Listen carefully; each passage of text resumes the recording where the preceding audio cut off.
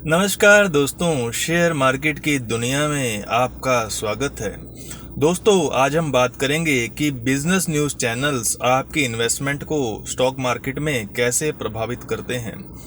दोस्तों, आजकल मार्केट में अगर आप देखो तो बात हो रही है जोमेटो के बारे में और ट्रेंट के बारे में।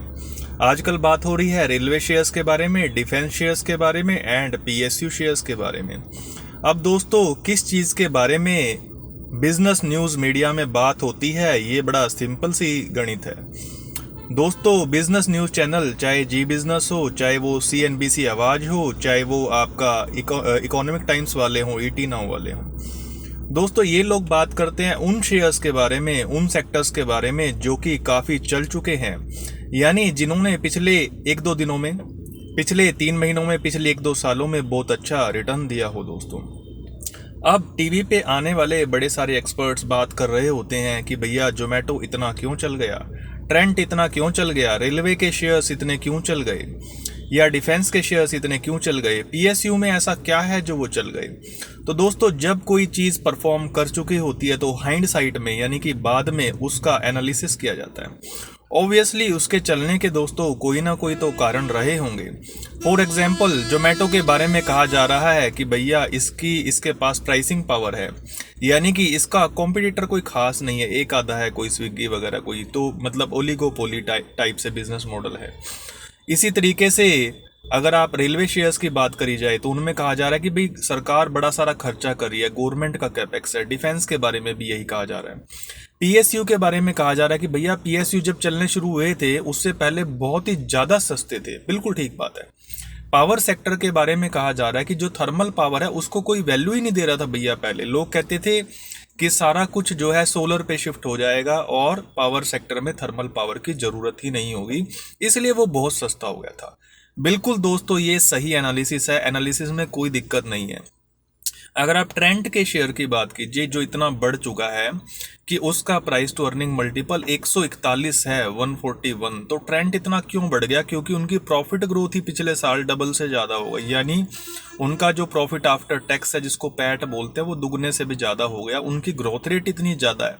तो बिल्कुल दोस्तों सही एनालिसिस है ये हाइंडसाइट में। बाद में रेट बढ़ने के बाद किसी को पहले नहीं पता होता कि ये शेयर चलेगा, किसी को 2018 में नहीं पता था कि पीएसयू 2023 में चलेंगे, किसी को नहीं पता था 2 साल पहले कि रेलवे और डिफेंस शेयर इतना अच्छा। हाइंड साइड में जब आप एनालिसिस करते हो तो एनालिसिस गलत नहीं होता दोस्तों, बस दिक्कत ये है कि आप हाइंड साइड में कर रहे हो, आप बाद में कर रहे हो, किसी को ये सब चीज़ें पहले नहीं पता होती। अब दोस्तों बात यह है कि सिक्के के 2 पहलू होते हैं। अब आजकल जोमेटो के शेयर्स की भी बात हो रही है। भाई ये 100 रुपये के आसपास जो है वो आईपीओ में आया था, फिर इसका रेट कुछ सालों के बाद 50 रुपये हो गया, अब इसका रेट जो है 250 रुपये हो गया। अचानक से ही रोज बढ़ रहा है। जोमेटो के बारे में भी यही कहा जा रहा है, भैया मोनोपोली टाइप से या ड्यूपोली बिजनेस है, कोई और है ही नहीं। ट्रेंड के बारे में भी ऐसे ही कहा जा रहा है कि ग्रोथ रेट बहुत ज़्यादा है।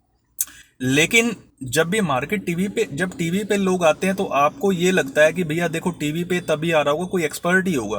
मतलब हमें तो कोई टीवी पे नहीं बुलाता है, आम आदमी को किसी एक्सपर्ट को ही टीवी वाले बुलाते होंगे, इतनी दुनिया टीवी देख रही है तो आप टीवी पे विश्वास करते हैं दोस्तों। और टीवी पे हो सकता है गलत ना भी बोला जा रहा हो, लेकिन सिक्के का हर पहलू आपको नहीं दिखाया जा सकता, या कोई आपको दिखा भी रहा हो तो आप जो शेयर प्राइस इतना बढ़ गया है उसकी चकाचौंध में उसकी वैल्यूएशंस को भूल जाते हैं। जैसा कि मैंने बताया कि ट्रेंड 141 के पी पे है। जोमेटो तो दोस्तों पी तो छोड़िए, प्राइस टू सेल पे ट्रेड करता है, मतलब बहुत महंगे तरीके से ट्रेड करता है। डिफेंस एंड रेलवे बड़े लगभग 95% एक्सपर्ट आज के टाइम पे कह रहे हैं कि भैया ये शेयर्स महंगे हैं, पीएसयूज महंगे हैं, स्मॉल एंड मिड कैप्स महंगे हैं, लेकिन जनता सुनने को तैयार नहीं है। कारण दोस्तों इसका सिंपल सा है, जब चकाचौंध होती है तो आप वैल्यूएशंस को भूल जाते हैं। बड़ी कम चर्चा होती है बिजनेस मीडिया पे वैल्यूएशंस के बारे में, उतनी नहीं होती जितनी होनी चाहिए। अब जोमेटो के बारे में चर्चा होगी कि भैया देखो इसने ब्लिंकिट खरीद लिया तो उससे इसका बड़ा प्रॉफिट बढ़ गया, या यूएस में रेट कट होंगे तो मार्केट बढ़ जाएगा, या इंडिया ग्रोइंग इकोनॉमी है तो स्मॉल एंड मिड कैप। मतलब सिक्के का एक ही पहलू अगर आप देख के इन्वेस्ट करेंगे तो आपको आने वाले टाइम में दोस्तों वैल्यूएशंस नाम का झटका लग सकता है। यानी जब चीज़ें बड़ी महंगी होती है तो बाद में मल्टीपल कारण हो सकते हैं उनके सस्ती होने का। फ्यूचर दोस्तों अनसर्टेन है, यहाँ पे फ्यूचर में कुछ भी हो सकता है। तभी एक कंसेप्ट होता है मार्जिन ऑफ सेफ्टी का, लेकिन मीडिया में दोस्तों उसकी चर्चा कम होती है। हमारे जैसे इन्वेस्टर, रिटेल इन्वेस्टर टीवी पे बड़ा फोकस करते हैं कि टीवी में क्या चल रहा है, मीडिया में क्या चल रहा है, फाइनेंशियल वर्ल्ड में क्या चल रहा है, लेकिन इस दौर में हम वैल्यूएशंस को दोस्तों भूल जाते हैं, क्योंकि बड़ी सारी चर्चा वैल्यूएशंस के अलावा बाकी चीज़ों पे होती है, बाकी फंडामेंटल्स पे होती है।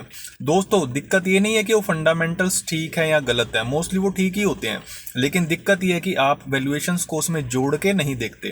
और अगर आप वैल्यूएशंस को उसमें जोड़ के नहीं देखते तो ज़रूरी नहीं है दोस्तों आप कमा पाए। हो सकता है आपकी किस्मत चलती रहे, जोमेटो का शेयर 250 रुपये का 300 का हो जाए, महंगी चीज़ और ज़्यादा महंगी हो जाए, मगर दोस्तों ये ज़रूरी नहीं है। अगर मीन रिवर्जन आ गया, अगर मान लीजिए कल को कोई बुरी खबर आती है, तो जो चीज़ें महंगी हैं दोस्तों वो सबसे ज़्यादा पिटेंगी। धन्यवाद।